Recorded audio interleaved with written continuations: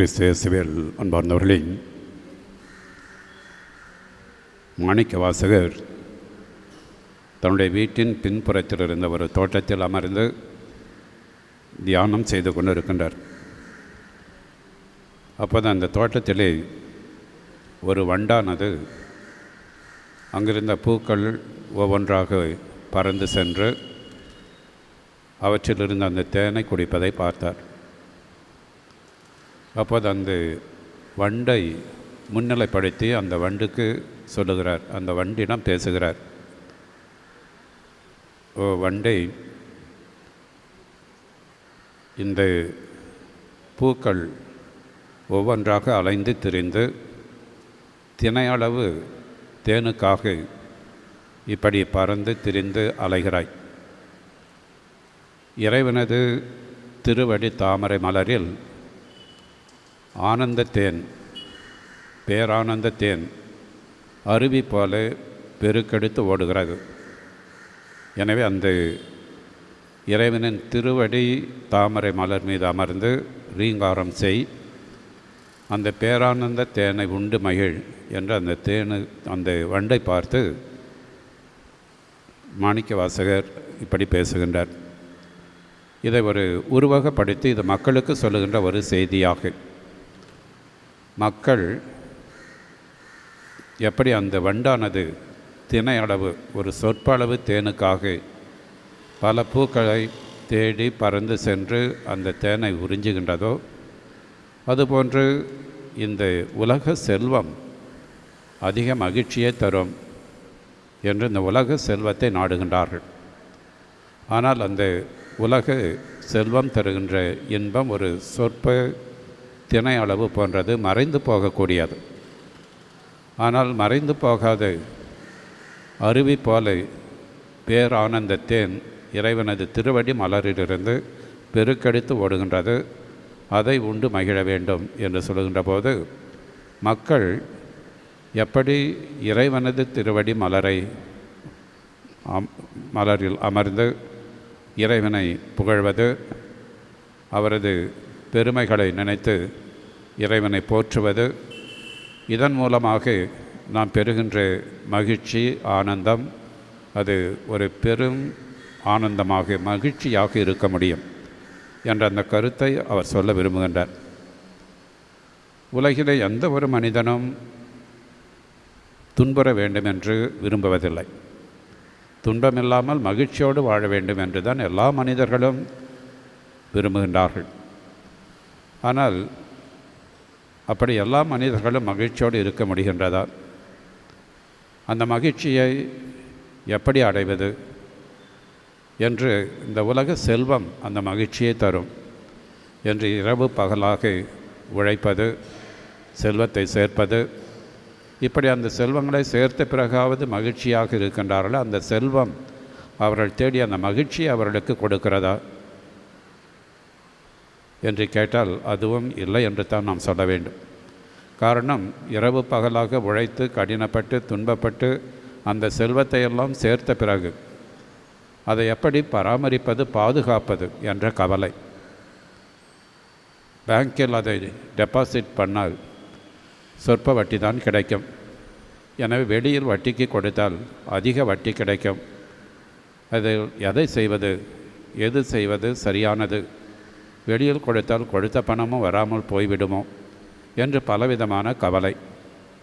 இப்படி இந்த சொத்துக்களை எல்லாம் சேர்த்த பிறகு தன்னுடைய பிள்ளைகள் இப்படி கடினப்பட்டு உழைத்து சம்பாதித்த இந்த செல்வத்தை பிள்ளைகள் எப்படி பாதுகாப்பார்கள், அல்லது ஊதாரித்தனமாக இருந்து செலவழித்து விடுவார்களோ என்று பலவிதமான கவலை. செல்வம் சேர்த்து விட்டதனால் அதனால் மகிழ்ச்சி கிடைப்பதில்லை.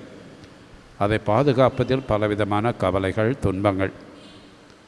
ஆனால் இன்றைய நற்செய்தியிலே இயேசு நமக்கு தருகின்ற படிப்பினை, அந்த செல்வத்தை நமது வாழ்வில் எந்த இடத்தில் வைத்திருக்கின்றோம், அந்த செல்வம் நமக்கு நிறைவான மகிழ்ச்சியை கொடுக்க முடியாது. நிறைவான மகிழ்ச்சி இறைவனது அன்பு, அவர் நமக்கு தருகின்ற மன்னிப்பு, அமைதி, சமாதானம், இதிலிருந்து தான் நமக்கு நிறைவான மகிழ்ச்சியை நாம் பெற்றுக்கொள்ள முடியும். அதைத்தான் மாணிக்க வாசகர் சொன்ன அந்த கருத்து இறைவனது திருவடி மலரில் பேரானந்தம் என்ற அந்த தேனானது அருவி போல பெருக்கெடுத்து ஓடுகின்றது. அப்படி என்றால் அந்த இறைவனின் பாதத்தில் அமர்ந்து அவரை பற்றி கொள்வது. அப்போது தான் இந்த நிறை மகிழ்ச்சியை நாம் பெற்றுக்கொள்ள முடியும். இந்த செல்வத்தின் உள்ள அந்த பற்றினை அகற்றி பற்று இல்லாத அந்த இறைவனை நாம் இறுக பற்றி கொள்ளுகின்ற போதுதான் நாம் தேடுகின்ற உண்மையான நிறைவான நீடித்த ஒரு மகிழ்ச்சியை நாம் பெற்றுக்கொள்ள முடியும் என்ற அந்த சிந்தனையைத்தான் இன்றைய நற்செய்தியிலே இயேசு நமக்கு சொல்லுவதை நாம் பார்க்கிறோம். மண்ணுலகில் உங்கள் செல்வத்தை சேர்த்து வைக்க வேண்டாம், இங்கே பூச்சியும் துருவும் அழித்துவிடும், திருடரும் கண்ணமிட்டு திருடுவர். அதனால் உங்கள் செல்வத்தை விண்ணுலகில் சேர்த்து வையுங்கள். நமது செல்வத்தை விண்ணுலகில் சேர்த்து வைக்க வேண்டும் என்று அவர் சொல்லுவது நாம் செய்கின்ற நற்செயல்கள், பிறர் அன்பு பணிகள். இயேசுவின் மதிப்பீடுகளை நாம் எந்த அளவுக்கு ஏற்று அதன்படி வாழ்ந்து அதை வாழ்க்கையிலே வெளிப்படுத்துகின்றோம். நாம் செய்கின்ற அறச்செயல்கள், தர்ம செயல்கள், பிறர் அன்பு பணிகள், இதுதான் நாம் விண்ணகத்தில் சேர்த்து வைக்கின்ற செல்வமாக இருக்க முடியும். இயேசு இந்த இடத்தில் மட்டுமல்ல, இன்னும் பல இடங்களில் நற்செய்தியிலே நாம் பார்க்கிறோம். செல்வத்தில் மட்டில் நாம் எப்படிப்பட்டவர்களாக, அந்த செல்வத்தை எந்த கண்ணோட்டத்தோடு நாம் பார்க்க வேண்டும், செல்வத்தை எப்படி நாம் கையாள வேண்டும், அந்த செல்வம் பணம் நமக்கு ஒரு வேலைக்காரனாக இருக்க வேண்டுமே தவிர நமக்கு எஜமானாக இருந்து விடக்கூடாது என்ற அந்த கருத்தை இன்னும் பல இடங்களிலே இயேசு சொல்லுவதை நாம் பார்க்கிறோம்.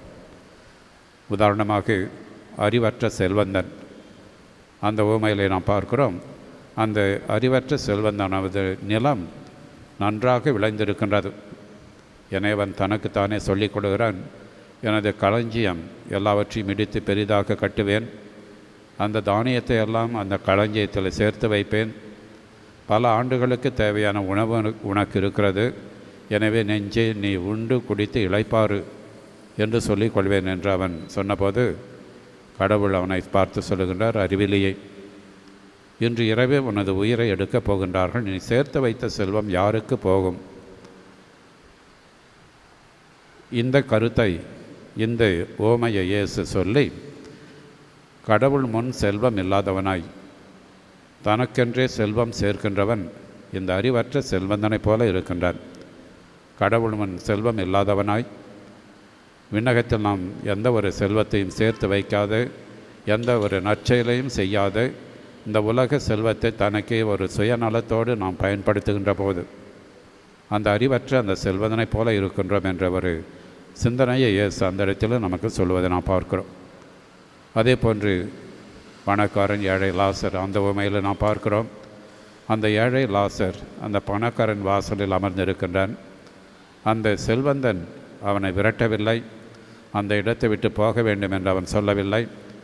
ஆனால் அந்த பணக்காரன் செய்த, அந்த செல்வந்தன் செய்த செயல், அங்கு ஒரு ஜீவன், ஒரு உயிர் அந்த ஏழை லாசர் இருக்கின்றான் என்று கூட கண்டுகொள்ளவில்லை. ஒரு பாராமுகம், அவனை ஒரு பொருட்டாக கூட நினைக்கவில்லை, பார்க்கவில்லை. அதுதான் அந்த ஒரு இன்டிஃபரன்ஸ். அந்த ஏழை லாசரை பற்றி எந்த ஒரு கவலையோ எந்த ஒரு எண்ணமோ இல்லாமல் தான் மட்டும் விருந்து உண்டு மகிழ்ந்து பட்டாடை உடுத்தி இந்த உலக வாழ்வை சுகமாக ஒரு வாழ்வாக வாழுகின்றான். அதனால் அவன் மரித்த பிறகு அழியாத நெருப்பிற்கு செல்வதும், லாசர் மரித்த பிறகு அபிரகாமின் மடியில் விண்ணகத்தில் இருப்பதையும் அந்த உவமையிலே நாம் பார்க்கிறோம். இப்படி இந்த உலக செல்வத்தை எப்படி நாம் பயன்படுத்துகிறோம், இந்த உலக செல்வத்தை கொண்டு எப்படி நிலையான செல்வத்தை சம்பாதித்து கொள்கிறோம், இதைத்தான் இன்றைய நற்செய்தியில் இயேசு சிந்திக்க நம்மை அழைக்கின்றார். ஒருவன் உலகமெல்லாம் தனதாக்கி கொண்டாலும், இந்த உலகத்தில் இருக்கின்ற எல்லா சொத்து பணம் எல்லாம் தனக்கு சொந்தமாக இருந்தாலும் ஆன்மாவை இழந்தால் என்ன பயன் என்ற அந்த இயேசுவின் வார்த்தைகளை புனித இஞ்ஞாசியார் அடிக்கடி சபேரியாருக்கு சொன்ன காரணத்தினால்தான் அந்த வார்த்தை அவரது உள்ளத்திலே பதிகின்றது. அதை சிந்திக்கின்றார். பேராசிரியராக பணியாற்ற வேண்டும், உலகிலேயே ஒரு சிறந்த அறிஞனாக திகழ வேண்டும், நிறைய சம்பாதிக்க வேண்டும் என்ற அந்த இளமை பருவத்தில் இருந்த அந்த பற்றை புனித சவேரியார் துறந்து எப்படி அந்த நற்செய்தி நம்முடைய நாட்டிற்கு கொண்டு வருகின்றார். உலகமெல்லாம் தனக்கு சொந்தமாக இருந்தாலும் தனது ஆன்மாவை இழந்தால் என்ன பயன் என்ற அந்த கேள்வி அவரது உள்ளத்திலே சிந்திக்க தூண்டுகின்றது.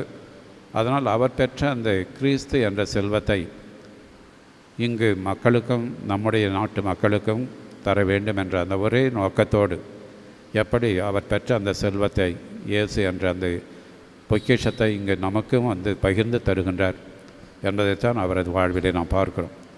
இன்றைய முதல் வாசகத்திலும் புனித சின்னப்பர் அவர் நற்செய்தி பயணத்திலே பட்ட துன்பங்கள், வேதனைகள் இதையெல்லாம் ஒரு நீண்ட பட்டியலிட்டு சொல்வதை நாம் பார்க்கிறோம்.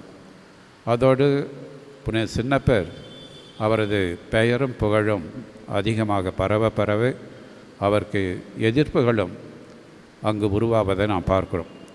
போலி போதகர்கள், அதே போன்று தீவிரவாத யூதர்கள் இவர்களெல்லாம் எப்படி சின்னப்பருக்கு எதிராக செயல்படுகின்றார்கள். அதனால் அவர் அனுபவித்த துன்பங்கள், வேதனைகள் இதையெல்லாம் அவர் சுட்டி காட்டுகின்ற போது அவர் எந்த அளவுக்கு கிறிஸ்துவுக்காக அந்த துன்பங்களை மகிழ்ச்சியோடு ஏற்றுக்கொள்கிறார், அதிலே பெருமை கொள்கிறார். இதுதான் அவர் சேர்த்து வைத்த விண்ணக செல்வமாக நாம் பார்க்கின்றோம். அதோடு அவர் பட்ட அந்த துன்பங்களை எல்லாம் ஒரு பட்டியலிட்டு சொன்னேன். அதன் பிறகு அவர் சொல்லுகிறார், நான் ஏற்படுத்திய இந்த திருச்சபை அதை பற்றிய கவலை எனது அன்றாட சுமையாக இருக்கின்றது. பல இடங்களுக்கு சென்று நற்செய்தியை போதித்து அங்கு திருச்சபையை உருவாக்கி அதை வழிநடத்துவதற்கு தலைவர்களையும் ஏற்படுத்தி இப்படி சென்ற இடமெல்லாம் பல திருச்சபையை ஏற்படுத்திய சின்னப்பர் அவருக்கு பிறகு அந்த திருச்சபை எப்படி வளரும், அந்த திருச்சபையை வழிநடத்துகிறவர்கள் எப்படி அதை வழிநடத்துவார்கள், இதை பற்றி அன்றாட கவலை எனக்கு பெரும் சுமையாக இருக்கின்றது என்று அவர் சொல்லுகின்ற போது எந்த அளவுக்கு அவர் கிறிஸ்துவுக்காக அந்த நற்செய்தி மக்களுக்கு அளித்த பிறகு அந்த நற்செய்தி இன்னும் மக்கள் உள்ளத்தில் இடம்பெற வேண்டும், வேரூன்ற வேண்டும், இன்னும் பலரும் அந்த நற்செய்தி அறிய வேண்டும் என்ற அந்த ஒரு தாகம் எந்த அளவுக்கு அவர் உள்ளத்தில் இருந்தது என்பதைத்தான் அவர் சொன்ன இந்த வார்த்தைகள் நமக்கு வெளிப்படுத்துவதை நாம் பார்க்கிறோம். எனவே இன்றைய வாசகங்களை நாம் சிந்திக்கின்ற போது இறைவன் நமக்கு கொடுத்திருக்கின்ற இந்த உலக செல்வம் அதை எப்படி நாம் பயன்படுத்துகின்றோம், அந்த செல்வம் நமது வாழ்விலே பெற்றிருக்கின்ற இடம் என்ன, அந்த செல்வத்தை கொண்டு எப்படி நாம் விண்ணக செல்வத்தை சம்பாதிக்க இந்த உலக செல்வத்தை நாம் பயன்படுத்தி கொண்டிருக்கிறோம் என்று சிந்திப்போம். ஆமீன்.